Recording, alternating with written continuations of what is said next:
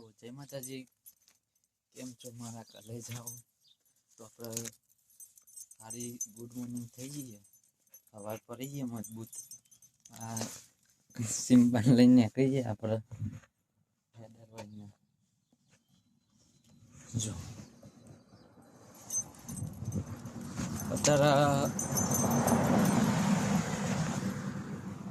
અત્યારે સવારના 11:30 જેવું થયું.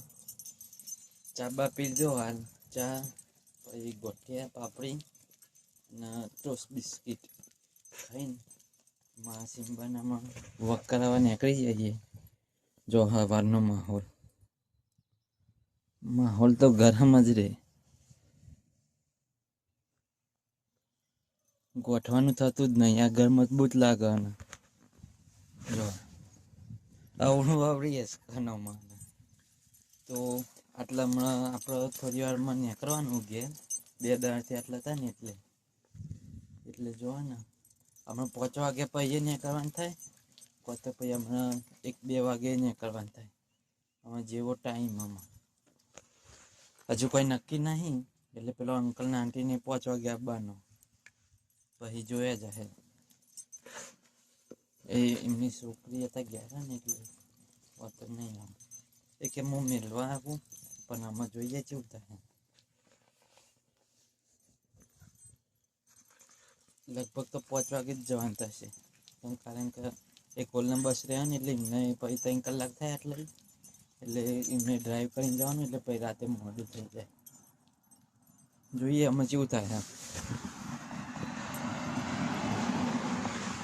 પણ તમે બ્લોગ કન્ટિન્યુ જોવાનું રાખજો, અને કોમેન્ટ બોમેન્ટ હારી મારો, અને લાઈક બાઈક કરતા જાઓ. જય માતાજી. જો આપણે ઘેર આવી જતા અને પછી 1-2 કલાક જેવું બેસી જઈએ. અને અમે ખાવાનું કર્યું તો ખીચડી છે, આ નાન હ અને પેલું શાક. તો આપણે ખાવા બેસી જાય.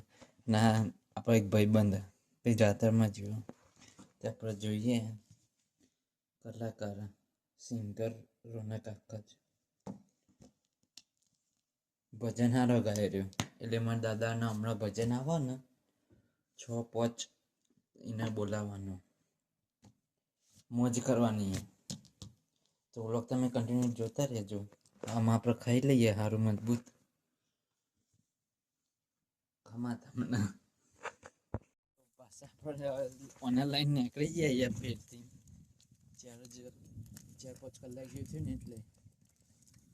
તો જોવા ખાલી ગાડીઓમાં પડીએ આટલા માહોલ ગરમ. અને જેમની છોકરી રહી ને એ જતી રહી ઘેર.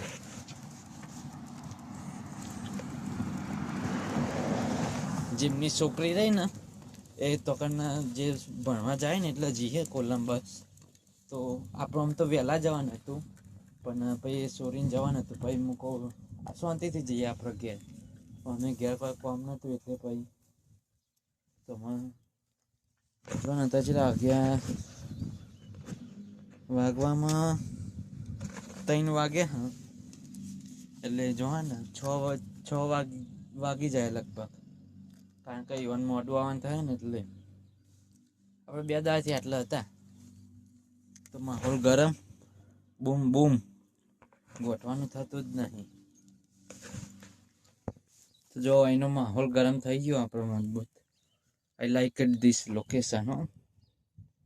હા, ગરબા મજબૂત દેખાય નોમાં ગોઠવણ થતું જ નહીં. બજાર બંધ,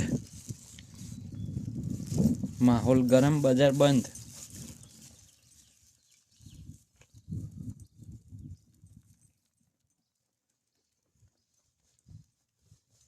જો અમેરિકાની જીપ થાર જેવી જ છે ને બાકી.